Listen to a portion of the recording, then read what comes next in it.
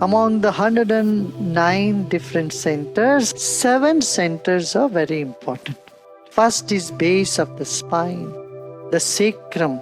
That's where the energy starts in your body. If you talk to an osteopath, chiropractic, they'll all say sacrum, very important. The craniosacral fluids, the cranium is your brain, and then the brain fluid flows all along the spine and to the sacrum.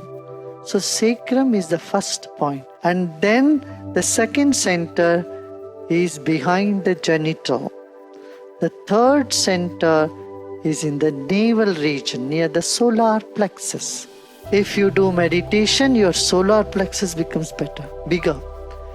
This is called also the midbrain. Half of the work of the brain in this does what? Solar plexus does. So for yogis, solar plexus is bigger. Others it's smaller. So if you meditate, this is expanding.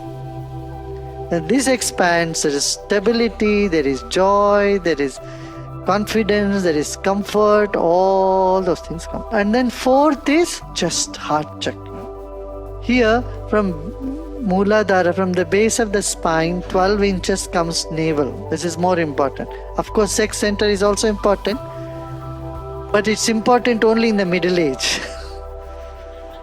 From teenage to middle age only. Afterwards, it loses its significance. But for the children, sex center is not so important, not also in the aged person. But navel center is important throughout, from the birth to the death. Food. Right? From there 12 inches your heart, from there 12 inches throat, from here 12 inches in between the eyebrows, from here 12 inches. Shiva says, attention, taking your attention from one to another chakra, you will start feeling the energy shooting from one to another.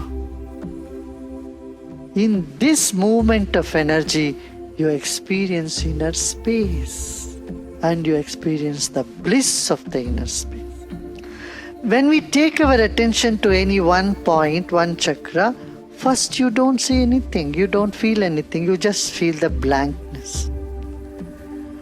As you continue in the blankness, you will start feeling sensations, some vibration, sensation.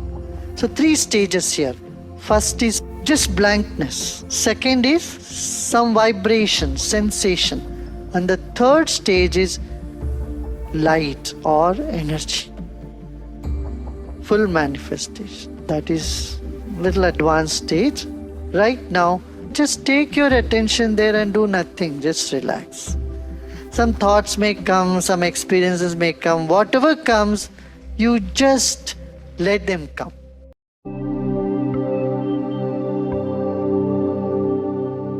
Wind, string or percussion, any of this instrument, when you pay attention to it fully, at the end of it, the mind dissolves. But we don't know how to listen to music, I tell you. We keep playing, somebody is playing the music, we keep talking. We are not listening to music like in a meditative space. We are not listening to music to create a space within it. We are listening to music to occupy our mind. And music without words would be even better. Words keep your brain engaged, your left brain engaged, activated. But string instrument or flute instrument, in a very meditative, even piano would do for that matter, listen to it for a few minutes and then shut it down. This is also a technique that says you through the music and then you create the inner space and just enjoy the space within. It should not be too many instruments, too many things at one time, then it keeps us active, keeps the brain active. It has to be one small thing. Even in different sounds has different impact on different parts of the body.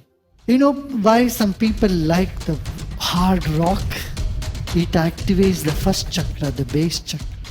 Hard rock, big drums. So if you are dull, it doesn't allow you to be dull. It just pushes you up. Then you come to the navel center, then it is the string instruments, guitar, something much lighter. String instruments have an impact on the navel chakra. And then you go further up in the heart, it's the flute instrument, subtler. You go higher up, you get even more subtler and subtler and subtler instruments.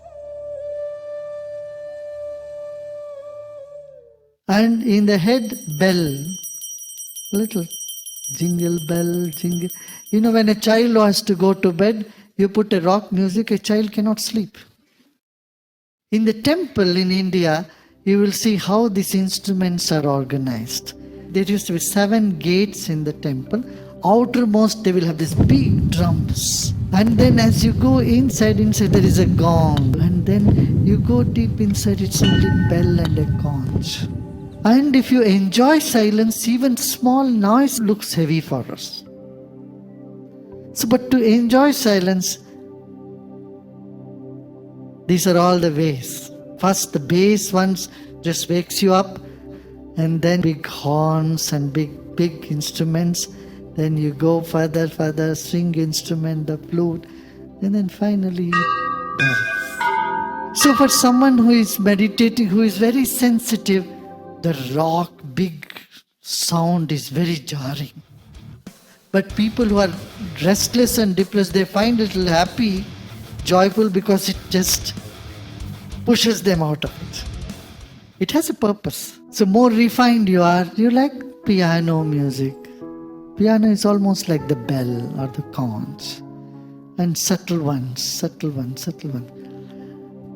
And move from the sound to the inner space of infinity. Your meditation happens.